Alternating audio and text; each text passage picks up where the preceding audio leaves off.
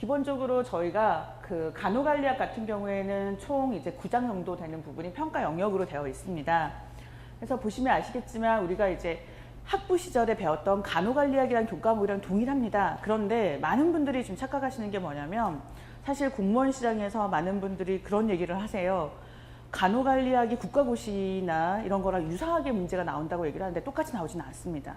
제가 좀 안타까운 게 사실 저도 지금 교재를 준비하고 있지만 그 전반적으로 이 간호관리에 대한 교재를 만들면서 많은 공무원 출판 도서들이 국가고시 문제집이라든지 이런 부분을 굉장히 똑같이 따라하는 경향성이 있어요. 그런데 기출문제하고 국가고시 문제를 비교를 해보면 동일한 게 아니라 조금 수준이 다릅니다. 그래서 저는 그 국가고시 문제를 보라고 얘기는 하지 않아요. 근데 단 선생님들이 이제 실제 시험을 봐보신 분들 중에서 지방직 같은 경우에 간호관리학이나 지역사회 간호학에서 대한간호협회 문제집에서 실제 똑같은 문제가 나온 적은 있습니다. 그거는 이제 저희 같은 학교에 의뢰를 해서 출제하지 않고 그 안에서 자체적으로 문제를 만들거나 그랬을 경우에 그럴 수도 있고요. 또 가끔 그 공무원 시험 문제와 국가고시를 약간 착각하신 분들이 존재하긴 하거든요. 그래서 만약에 계속 강의를 들으신다고 하면 제가 대한간호협회라든지 아니면 최근에는 간호과학회도 문제집을 만들고 있거든요.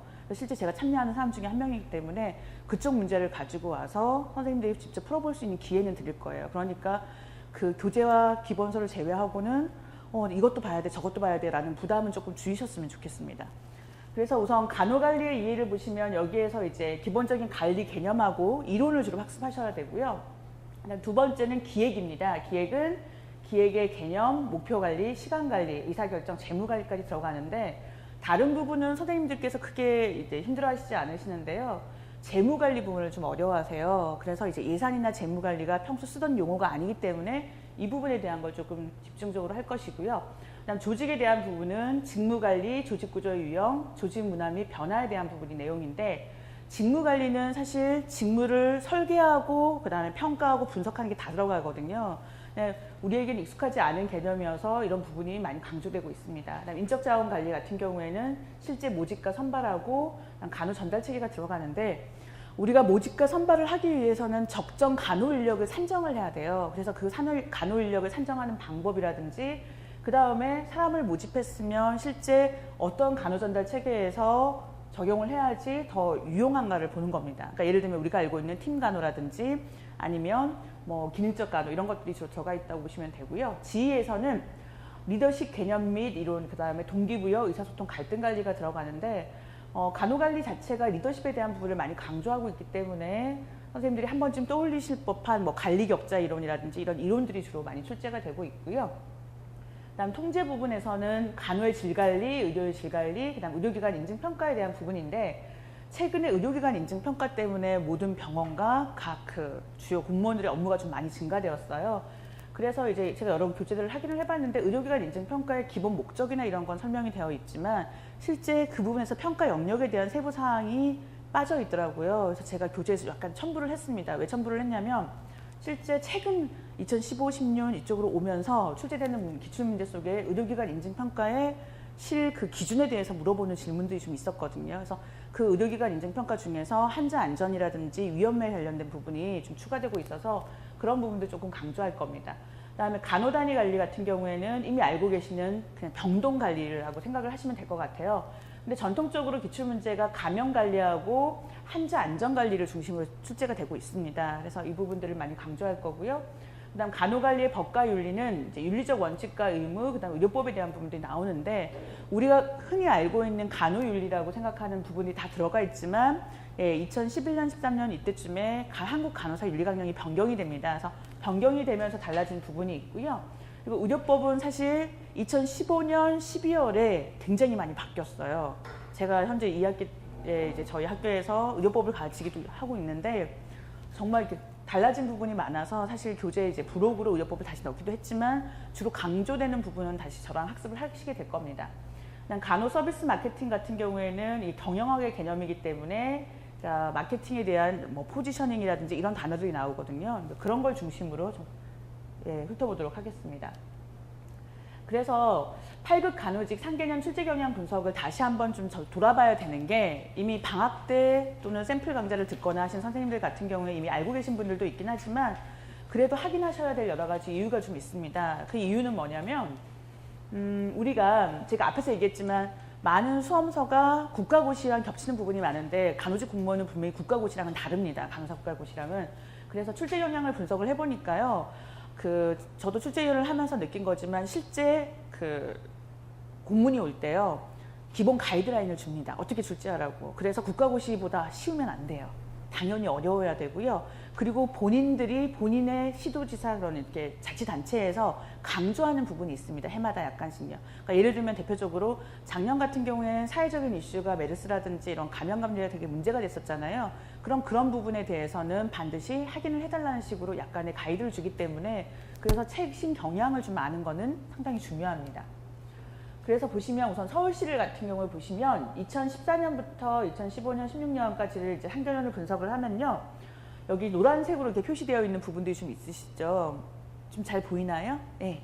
보면 간호관리에 의해 1장과 그다음 기획, 그다음 조직, 예, 그리고 6장 통제 이렇게 4챕터에서 조금 출제 빈도가 높은 것을 확인하실 수가 있으세요.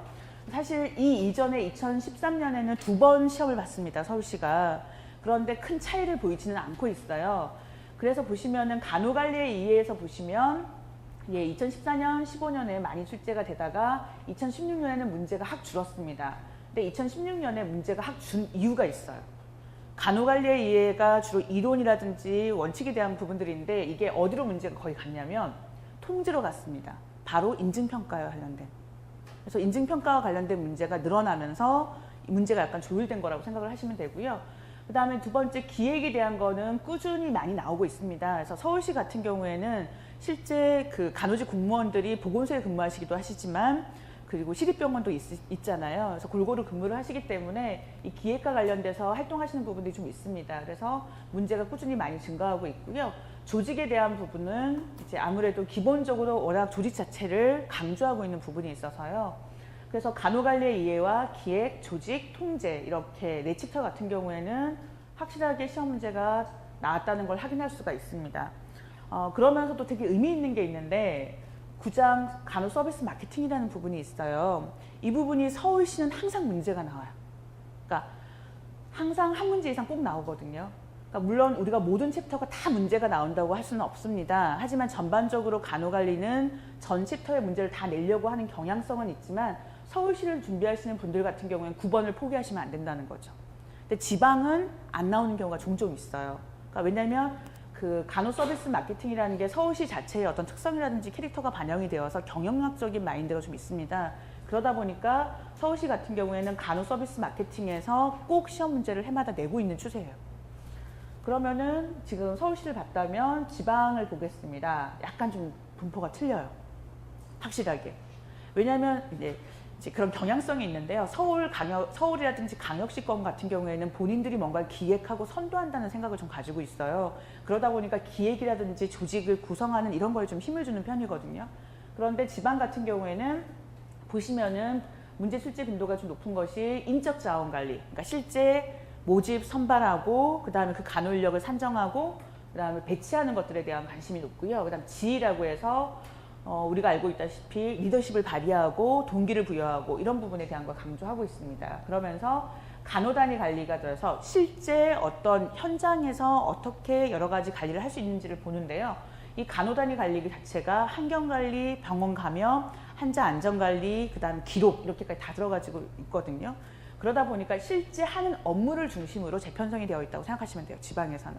그리고 간호관리의 법과윤리 차원에서도 많이 강조가 되고 있습니다. 확실히 다르죠. 그러니까 법과윤리 쪽은 아무래도 지방직에서 많이 강조점을 두고 있고 서울시는 오히려 위쪽에 좀 많이 강조점을 두고 있습니다. 그러면서 제가 서울시에서 주의 깊게 보라고 했던 간호 서비스 마케팅은 지금 2015년에 한 문제가 나왔고요. 이 앞을 살펴봐도 안 나온 적이 되게 많습니다. 출제가. 네. 그래서 서울시를 준비하는 사람들은 한 문제지만 그래도 뭔가 보기 위해서는 9장을 좀 챙겨야 된다는 거고요. 그래서 어떤 수험서에는 9장이 빠져있는 경우도 가끔 있습니다. 네, 그래서 그렇게 확인하시면 되고요.